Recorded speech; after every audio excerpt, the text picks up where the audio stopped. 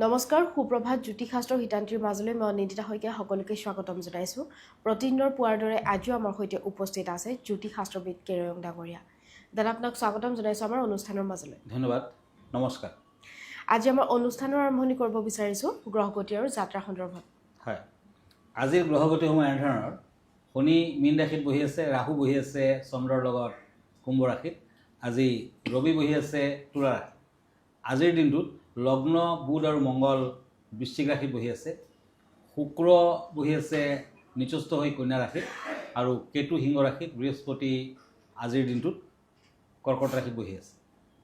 আজি 14 কাতি 1 নৱেম্বৰ, তিথি শুক্লা একাদশী, ধ্ৰুৱ যোগ, কুম্ভ ৰাশি, শতবিশা নক্ষত্ৰ, দেৱাৰীগণ।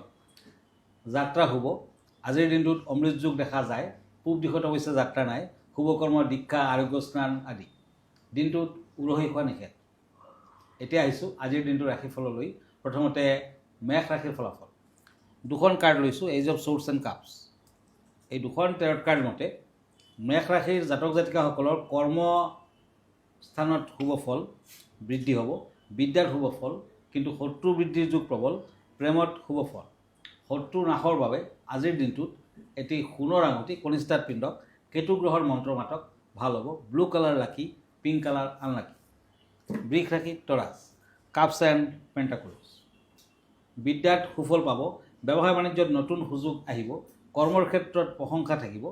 আজিৰ দিনটোত white colour lucky, red colour unlucky. এতিয়া আহিছোঁ মিথুন ৰাশিলৈ, Gemini, cups and knight of swords. দুই এটা সম্ভাৱ্য যোগাযোগ আদিৰ দ্বাৰা আনন্দিত হ'ব। পাৰিবাৰিক সমস্যা অৱশ্যে থাকিব। শৰীৰৰ প্ৰতি যত্ন লওক।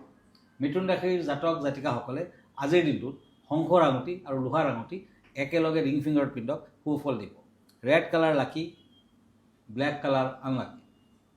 এতিয়া আহিছোঁ কৰ্কট ৰাশিলৈ, cancer, cups and knight of wands. এই দুখন কাৰ্ড মতে আত্মীয়ৰ পৰা শুভ সংবাদ পাব। কৰ্মস্থানত কোনো প্ৰভাৱশালী ব্যক্তিৰ সান্নিধ্যত উপকৃত হ'ব। আজি অৰেঞ্জ কালাৰ বেছিকৈ ইউজ কৰক, ব্লু কালাৰ আনলাকি। এই মুহূৰ্তত এখন পত্ৰ হাতত তুলি ল'ব বিচাৰিছোঁ দাদা। পত্ৰখনত এজনে জানিব বিচাৰিছে দেৱ উঠনি একাদশী সম্পৰ্কে। হয়, লাকিলি আজিৰ দিনটোতে দেৱ উঠনি একাদশী।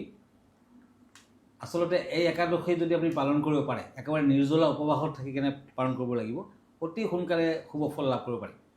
4 মহীয়া ঈশ্বৰীয় নিদ্ৰাৰ পিছত দেৱতাসকলে আজিৰ দিনটোত জাগ্ৰত হয়, আৰু এই দিনটোত দেৱ উঠনি একাদশী, যাক প্ৰবোধিনী একাদশী বুলিও কোৱা হয়, বিষ্ণু গভীৰ যোগনিদ্ৰাৰ পৰা তেখেতৰ জাগৰণ হয়। কোৱা হয় যে এই দিনটোৰ পৰাই সকলো মাংগলিক কাৰ্য আৰম্ভণি হয়, বিবাহ, গৃহপ্ৰৱেশ আৰু নতুন বিভিন্ন ফালেদি আজি আৰম্ভণি হয়, শুভ ফল পায়। ভক্তসকলে উপবাস কৰে, তুলসী পাত বিষ্ণুক অৰ্পণ কৰে, দীপ জ্বলায়, ভগৱান বিষ্ণু আৰু লক্ষ্মী দেৱীৰ পূজা পাতল কৰিব লাগে। কিছুমানে পবিত্ৰ তুলসী বিবাহ আজিৰ দিনটোত পালন কৰে, আৰু তুলসী আৰু বিষ্ণুৰ বিবাহ হৈছে আজিৰ দিনটোত। গতিকে এই একাদশী পালন কৰিলে অন্তৰত আপুনি সদায় সুখী হৈ থাকিব, আৰু কেতিয়াও টকা পইচা আদিৰ অভাৱ নাথাকে। ধন্যবাদ। আমাৰ অনুষ্ঠান অব্যাহত হৈ থাকিব, কিন্তু সময় হৈছে খন্তেক সময়ৰ বাণিজ্যিক বিৰতিৰ।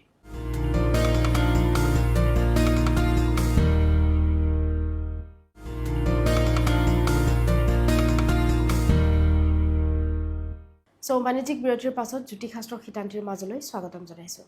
দাদা, আমি ৰাশিফলৰ মাজলৈ আগবাঢ়িম। হয়, এতিয়া সিংহ ৰাশিলৈ গৈছোঁ। Once and cups, Leo'.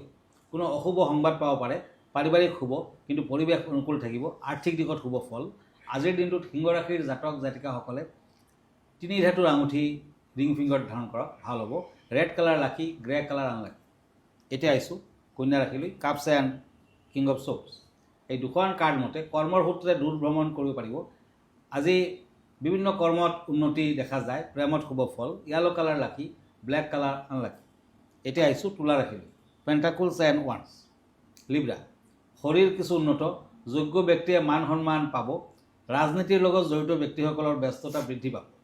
আজিৰ দিনটো তুলা ৰাশিৰ জাতক জাতিকাসকলে ভিকাৰীজনক দান ধ্যান কৰক, টকা পইচা দি দিয়ক, ভাল হ'ব।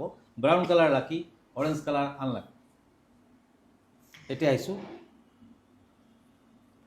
বৃশ্চিক ৰাশিলৈ, স্কৰপিঅ'। এখন কাৰ্ড হ'ল কাপছ এণ্ড কাপছ।